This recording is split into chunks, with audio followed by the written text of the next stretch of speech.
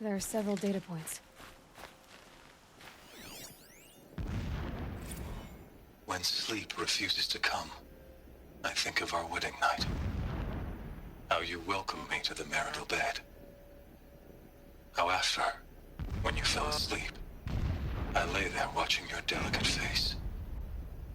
For all its beauty, I detested its fragility. A rage swelled up inside me. I abhorred that bed, how its softness threatened to swallow us up. And that room, the stench of incense, the fine embroidery of the drapes, all of it weak. I slipped from the bed, threw open the casement, and lay naked on the stone floor, determined to spurn all seductions of comfort.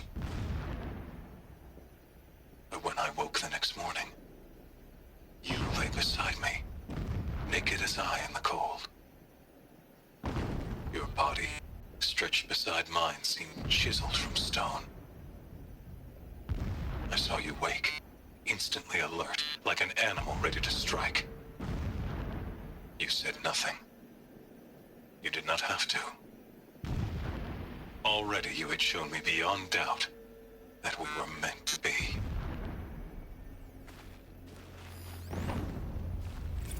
Never does the sun show pity. And yet, when my wife died in birthing, and in dying ended the life of my child unborn, I pitied myself. My lord sensed this, but instead of casting me down for weakness, he cast upon me a radiant beam of honor. He ordered my kin buried in the sacred caves reserved for royals and heroes. Unimaginable. Never again would I doubt that I am the chosen of the sun. Never again would pity find a place in me, not for myself or another. When I first set eyes on the buried shadow, I trembled. Was I not the chosen of the sun? A blazing light of faith to shred and scatter darkness?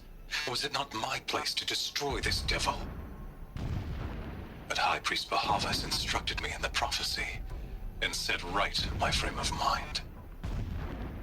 The murder of the true Sun King broke the cosmic cycle short of completion.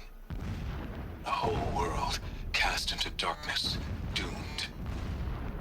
To resume and turn the wheel of time would require more than sun and faith. All forces must combine, all halves of nature join to one cause. Shadow to sun, night to day. Even a buried shadow wants the wheel to turn, for without a sun in the sky, there can be no shadow.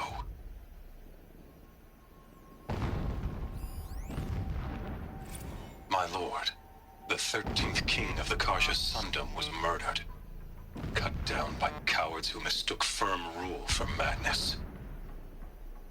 Ever the strong are beset upon by the weak. So he said, as the traitors launched their assault, as their cannons forged by Oseram filth toppled the battlements and burst the gates. I would have fought to the end, but it was his will, the will of the sun, that I lead the prince and queen into the west, to safety. My lord did not hesitate. He saw his fate. He looked into the sun, and he did not blink. With me, he sent kestrels, nobles, sun priests, and slaves. Killing all that stood in the way, I carved a path to sunfall. There, we joined others to gather the strength to take back our home. But our strength only faded until the buried shadow was brought to light.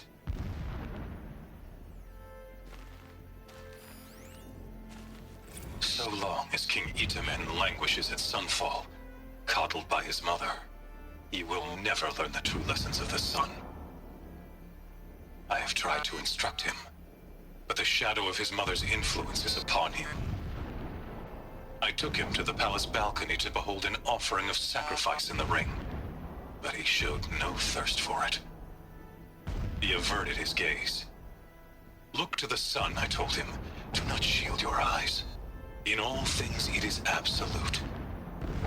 One day, it nurtures life, and the next, scorches life away. It burns the skin of champions and wretches alike. Never does the sun show pity. That is the example a Sun King must follow. The example of your father.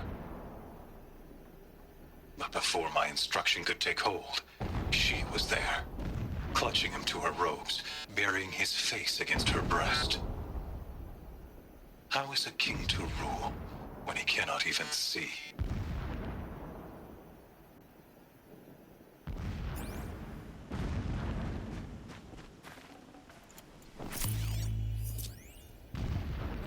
Every morning, I wake to the same nightmare.